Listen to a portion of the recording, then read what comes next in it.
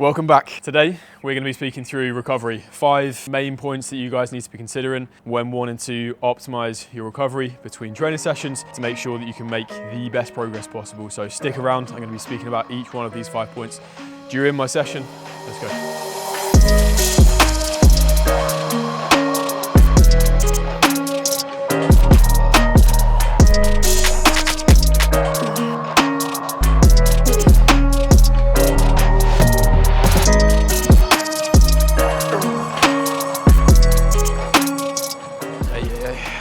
So, point 1, in terms of optimizing your recovery. Going back to a video I did a few weeks ago now on how to choose your training split. If you haven't seen it, I'll pop a card somewhere up here.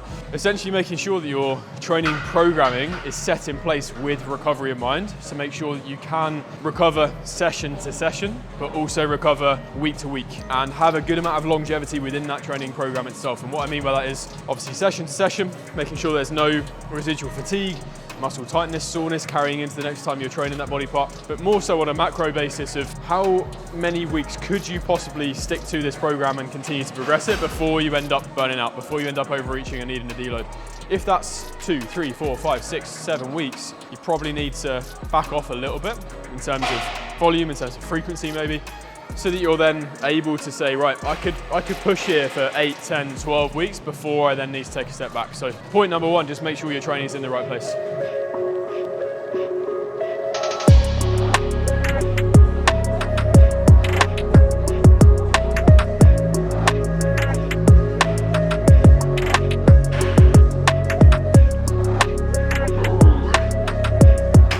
Point 2, in terms of managing recovery. The foundation for recovery itself, aside from anything else that you think of, nutrition, whatever, is sleep, okay? If you are not sleeping enough in terms of quantity, but also enough in terms of quality, you aren't going to be recovering at the rate that you should be. You're not going to be as healthy as you can be. We know there's sleep deprivation itself, even one night of sleep deprivation, but especially if that's something that is just a norm for you, huge detrimental impact in terms of natural hormone production. You'll see as a male especially, your testosterone will plummet if you're not sleeping well. Obviously physical recovery in terms of actually building new tissue, the majority of that happens overnight when we are in that sort of deeper sleep and recovery state. Even mentally and cognitively, we know that energy production, like cognitive function, all will decline from lack of sleep as well. But obviously the main thing here, making sure that you're sleeping as best as possible. I'm going to do a full episode soon on everything that we can do to optimize your sleep. So if you haven't already, make sure you subscribe, stay tuned for that. Point 2, make sure that you are prioritizing your sleep as much as possible.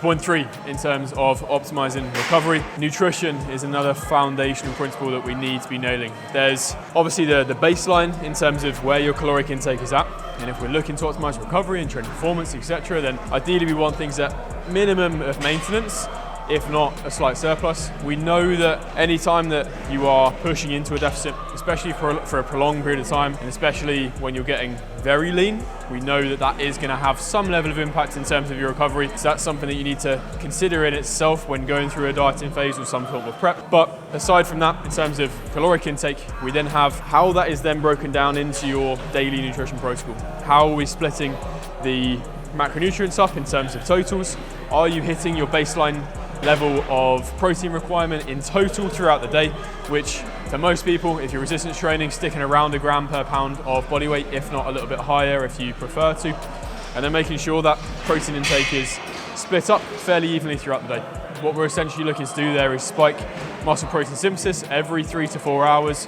So ideally within sort of an hour or so of you waking up, have breakfast, and then every 3 to 4 hours after that, which we're aiming to have another protein feed in alongside a good amount of calories itself there. So making sure that we're thinking about nutrition not just as a means of getting calories in, but how we can optimize that in terms of recovering session to session.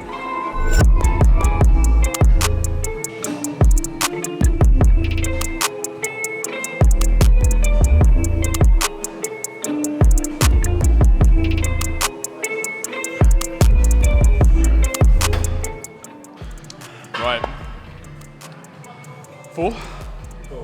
Point 4, in terms of managing recovery, optimizing recovery, we want to look at stress in general as a whole. So if we categorize stress, we've got psychological stress and physical stress. So managing both of those categories is going to be key in order to make sure that your body is in a state in which it can actually recover and it's not overly stressed a lot of the time. So in terms of management around stress itself, look at physical stress, and if you're putting too much stress on your body from that standpoint, that is training, that is lack of sleep, that's just being too busy in your day, that go, go, go attitude rather than actually taking a physical rest. So making sure throughout your day and throughout your week, you've got time where chilling out. You're shutting off from work, you're shutting off from general life stresses. Taking a Sunday off, no emails, no work, etc. So physical stress like that. In terms of psychological stress, so that has an impact in terms of physiological stress as well. So looking at, right, what am I stressed about sort of psychologically, mentally? How am I going to better deal with that? What things are in my control, what things are outside of my control, and let's work on those things that are. And then other things such as meditation, guided breathing, massage, stretching, going and using a sauna or a steam room, anything that just promotes that relaxed state. So making sure that in terms of stress, we're in that rest and digest parasympathetic side of the nervous system most of the time, rather than that fight or flight amped up sympathetic side of the nervous system. So point 4, look at managing stress as best as you can.